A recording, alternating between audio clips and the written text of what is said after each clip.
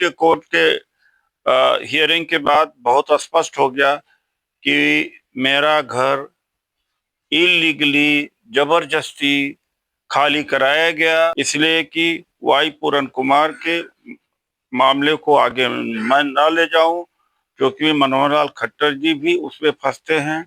दूसरी बात है, मेरी आवाज दबाने के लिए किया जा रहा है। आप सबका धन्यवाद। आज विशेष परिस्थिति और विशेष बात करनी है। आरोप और प्रति आरोप और अन्याय। जिस तरह से 24 तारीख को मेरा घर खाली कराया गया, उसके बाद में जिस तरह से बीजेपी की ट्रोल आर्मी ने हमारे ऊपर आरोप लगाया, ये तो पुराने जमाने की बात है कि जबरा मारे और रोने न दे। हम अपने न्याय के लिए चिल्ला रहे हैं, न्याय के लिए तड़प रहे हैं, वो उल्टा हमारे ऊपर ही आरोप पर आरोप लगाते जा रहे हैं, जबकि एक तरफा अन्याय हुआ है। आज डिस्ट्रिक्ट और सेशन जज कोर्ट में उसी मुकदमे की सुनवाई हुई है।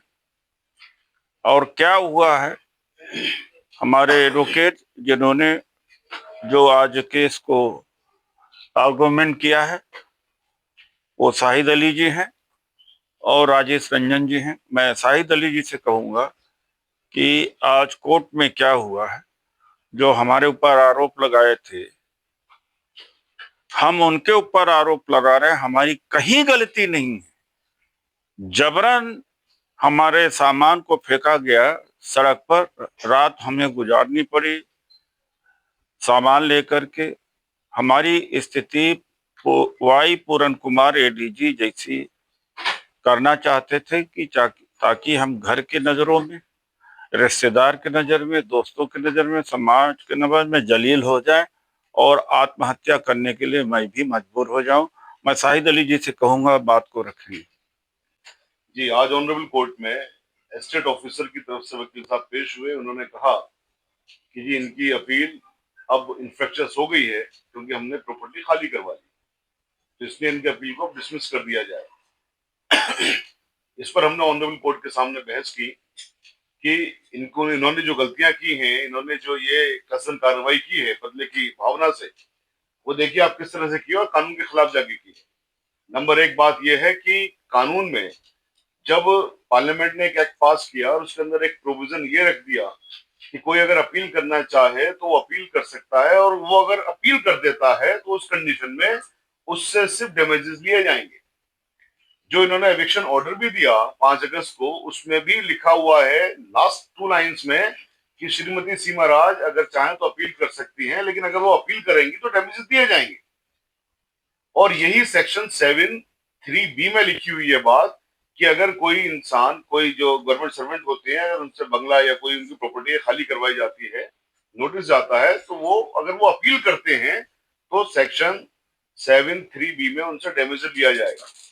और अगर वो अपील नहीं करते हैं और वो प्रॉपर्टी खाली नहीं करते हैं, तब उनसे आप जबरन खाली करवाएंगे। तो बड़ा लॉ बहुत साफ है, यानी कि लेजिस्लेशन ने एक पावर दी इंसान को, जो भी गवर्नमेंट ऑफिशियल्स हैं, कि उनके साथ में इस तरह की चीजें ना हो जाए। वो शायद जानते थे कि इस तरह की चीजें हो सकती हैं, कभी कास्ट बायस के नाम पर, कभी रिलीजन बायस के नाम पर, कभी किसी और नाम पर, किस तरह की चीजें अफसरान कर सकते हैं। तो प्रोविजन ये दिया कि अगर वो अपील कर देते हैं तो आप खाली ही नहीं करवा सकते उनसे प्रॉपर्टी को, आपसे डैमेज ले सकते हो सरकारी रेट पर। तो ये चीज हमने ऑनरेबल कोर्ट को बताई, तो हम सेक्शंस बताए, तो ऑनरेबल कोर्ट ने कहा यस, ये पिटीशन आपकी खारिज नहीं की जा सकती, ये पिटीशन तो डिटरमिन होगी, यानी इसमें फैसला कोर्ट का आएगा, जो भी कुछ फैसला होगा उसके बाद में। दूसरी चीज यहाँ पर ये थी कि उन्होंने एक ऑब्जेक्शन ये लिया कि साहब इनकी जो अपील थी वो टाइम बार्ड थी, यानी कि 5 अगस्त का ऑर्डर है और हमने अपील करी है अक्टूबर में आकर के। तो यहाँ पर हमने उसी एक्ट के तहत, जो पब्लिक प्रीमाइसेस एक्ट है सेक्शन 9 उसमें है, उसमें लिखा हुआ है कि 12 दिन के अंदर अपील करनी है पब्लिकेशन की डेट के बाद। और ये ऑर्डर आज तक पब्लिकेशन नहीं किया गया इसका। जो 5 अगस्त का ऑर्डर है, अगर वो पब्लिकेशन हो जाएगा तब वो इफेक्टिव होगा। पब्लिकेशन ही नहीं किया गया, बिना पब्लिकेशन के ही उन्होंने प्रॉपर्टी खाली करवाने के लिए आगे, तो बेसिकली हमारी अपील भी टाइम लिमिटेड है। तो फिर ऑनरेबल कोर्ट ने पूछा अच्छा ये आपके साथ तो अब ये हो गया, बताइए आप क्या चाहते हैं। तो हमने कहा जी हम ये चाहते हैं कि हमारा सामान उसके अंदर दोबारा रखा जाए, पोजीशन में रेस्टोर किया जाए, क्योंकि ये जो इस तरह की चीज है कास्ट बायस कास्ट के नाम पर ये सब कुछ हुआ है। ऑनरेबल कोर्ट ने हमें परमिशन दी कि आप मूव करिए एप्लीकेशन, अप्रोप्रिएट एप्लीकेशन इस रिगार्ड में, और उसमें 12 तारीख की डेट लगाई यहाँ पर। यहाँ मैं आपको एक चीज और बता दूं, जो ट्रोल मीडिया कर रही है वो कह रहे हैं कि साहब इस पर कोई पब्लिक ड्यूज बाकी थे 21 लाख रुपए के, 30 लाख रुपए के, कुछ अखबारों ने रिपोर्टिंग करी है 25 लाख रुपए की। मैं बहुत जिम्मेदारी के साथ बता रहा हूँ, ये रिपोर्ट खुद एस्टेट ऑफिसर ने फाइल करी है कोर्ट के अंदर, और इस रिपोर्ट में ये लिखा है कि एक भी पैसे का बकाया बाकी नहीं है शिवराज जी की तरफ, एक भी पैसे का बकाया नहीं है। और इसमें जो एक बहुत अच्छी बात या बहुत बड़ी बात है जो डॉक्टर साहब बार बार कह रहे हैं कास्ट बायस्ड, आपको बड़ा मजाक सा लगता है बहुत सारे लोगों को इस बात में, कास्ट बायस देखिए क्या होता है यहाँ पर। अगर एक दलित अफसर भी बन जाए, बड़ा अफसर भी बन जाए, ईमानदारी से भी रहे, टॉप 10 ईमानदार लोगों में उनका नंबर आता था, इनको ये बंगला अलॉट होता है 13 फरवरी 2024 में। ये भी एस्टेट ऑफिसर की रिपोर्ट है। 13 फरवरी 2024 में बंगला अलॉट होता है, लेकिन वो पोजेशन यानी उसको हैबिटेबल कराया जाता है 5 अप्रैल 2024 को, 2 महीने बाद। अब बताइए जो बंगलो अलॉट हुआ उसको आप 2 महीने बाद तो कब्जा दे रहे हो, ये हैबिटेबल कर रहे हो, उसको रहने लायक बना रहे हो आप। तो आपने कास्ट बायस के नाम पर अलॉट करने के बावजूद भी आपने उसमें वहां पर घुसने नहीं दिया। ये उनकी रिपोर्ट है, हमारी रिपोर्ट नहीं है, और ये सच है। ठीक है, तो 2 महीने आप वहां पर बाहर रखते हो हैबिटेबल करने के नाम पर, और यहां पर 1 महीने के एक्सटेंशन पर 3 दिन बाद कोर्ट खुलना था, यानी कि आज 24 तारीख को आपकी क्या जल्दी थी साहब, आसमान गिर जाता। 2 महीने आप सड़कों में पहले रखते हो और 2 महीने उसके बाद में आप इस तरह की चीजें कर लेते हो, कानून को आप बिल्कुल पूरी तरह से खत्म करके रख देते हो।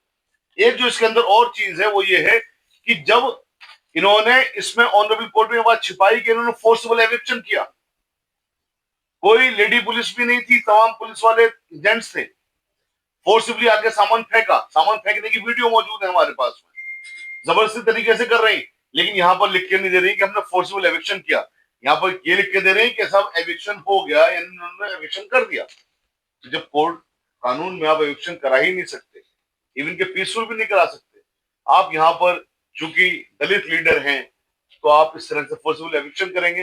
ये तमाम लोग जो कास्ट बायस के नाम पर इस तरह की चीजें करते हैं, और वो उन लोगों को ताज्जुब होता है वाकई में, जो इन चीजों का भी मजाक उड़ाते हैं, इस तरह की चीजें करते हैं कि आप लोग इंसान नहीं हो भाई।